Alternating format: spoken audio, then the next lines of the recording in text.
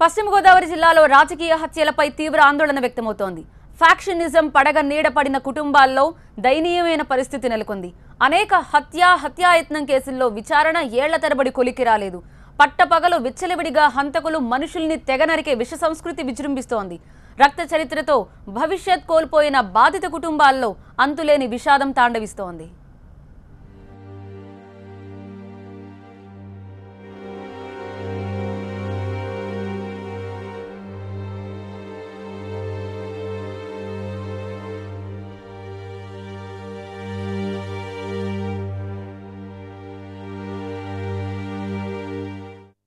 ఇక్కడ కనిపిస్తున్న వ్యక్తి పేరు చిదిరాల రాజేష్.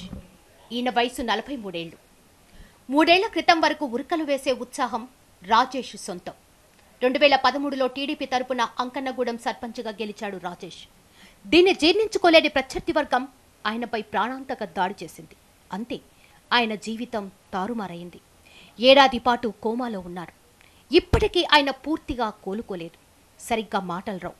రాజకీయ కక్షలే తన దుస్థితికి కారణమని వాపోతున్నారు రాజేష్, ఆయన కుటుంబ సభ్యులు.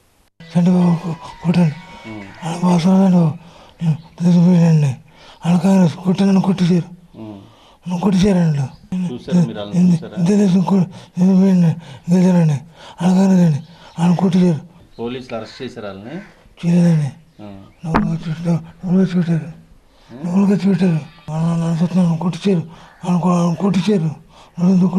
సర్పంచ్ అయ్యాక ఒక 10 నెలల్లో మంచి మంచి పనులు చేస్తుంటే వాళ్ళకి నచ్చలేదండి. ఒక రాత్రి కొట్టుపడేశారు. మేము కేసు పెట్టామండి, కొట్టుపడేశారని. పోలీసులు వచ్చారండి, వాళ్ళ ఇంట్లో దాక్కుంటే తీసుకెళ్ళి అరెస్ట్ చేశారు. తీసుకెళ్ళి మరి తర్వాత వాళ్ళు ఏం రాజీ పడ్డారో తెలియదండి. వదిలేశారండి 10 రోజులు 20 రోజులు ఉంచుకుని. కానీ న్యాయం అయితే జరగలేదండి.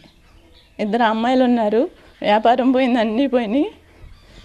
పిచ్చాయనలా పెట్టుకుని కూర్చున్నామండి. ఓన్లీ వ్యక్తిగత కక్షలు పక్కన పెట్టినా రాజకీయం వల్లనండి ఇదంతా చేసింది. ఏ అవయవం భావాలు అన్నీ పోయినాయండి.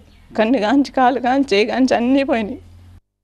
పశ్చిమ గోదావరి జిల్లా పెదవేగి మండలం పినకమిడిలో భూతం దుర్గారావు 3 ఏళ్ల క్రితం దారుణ హత్యకు గురయ్యాడు. అతని సమీప బంధువు నాగరాజే దీనికి కారకుడని మృతుడి బంధువులు ఆరోపించారు. దుర్గారావు హత్యకు ప్రతీకారంగా పెదవుటపల్లి దగ్గర 3 హత్యలు జరిగాయి. గ్రామంలో రాజకీయ ఆధిపత్యం కోసం జరిగిన పోరాటమే ఈ హత్యలకు కారణం. ఈ 2 వర్గాలకు చెందిన అనేక మంది ఇప్పటికీ అజ్ఞాతంలో ఉన్నారు.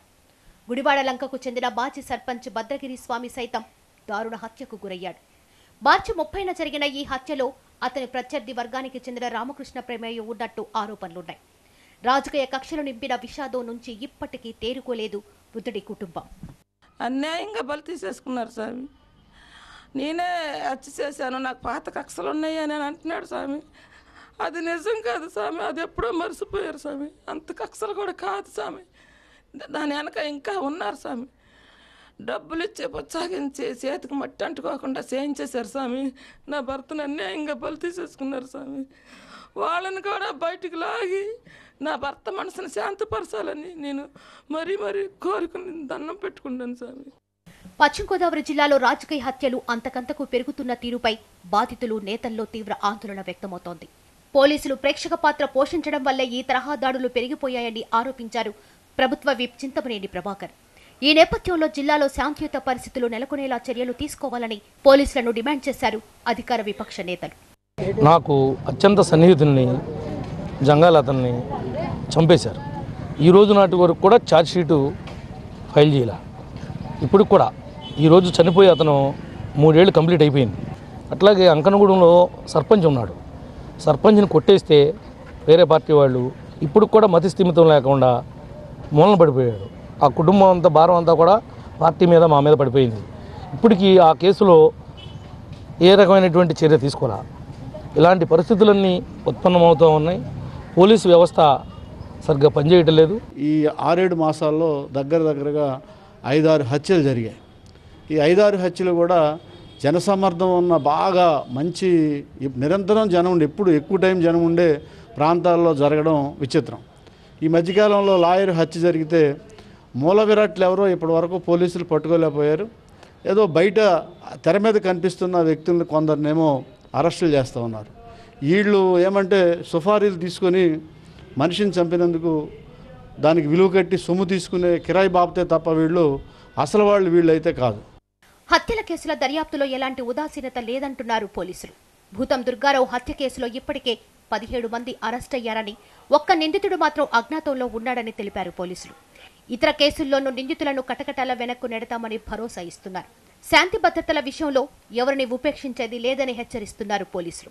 నేను కూడా డీజే డిస్ట్రిక్ట్ జడ్జ్ మ్యామ్తో మాట్లాడి అది దీంట్లో స్ప్లిట్ చేసుకుని ఛార్జ్షీట్ ఇందులో మేము ఫైల్ చేస్తున్నాము.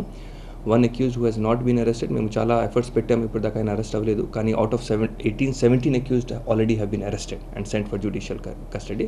కాబట్టి ఇందులో మేము స్ప్లిట్ చేసుకుని ఛార్జ్షీట్ ఫైల్ చేస్తున్నాము. పశ్చిమ గోదావరి జిల్లాలో రాజకీయ హత్యలపై అన్ని వర్గాల్లో తీవ్ర ఆందోళన వ్యక్తమవుతోంది. హంతకులకు పెద్దలు కొమ్ము కాయడం వల్లే కేసులు నీరుగారిపోతున్నాయన్న ఆరోపణలున్నాయి. నిందితులకు కఠినమైన శిక్షలు పడితే ఈ తరహా దారుణాలు పెరిగే అవకాశం ఉండదంటున్నారు జిల్లా వాసులు. నేరస్తులకు కఠినాతి కఠినమైన శిక్షలు పడేలా చర్యలు చేపట్టాలని ప్రభుత్వానికి విజ్ఞప్తి చేస్తున్నారు.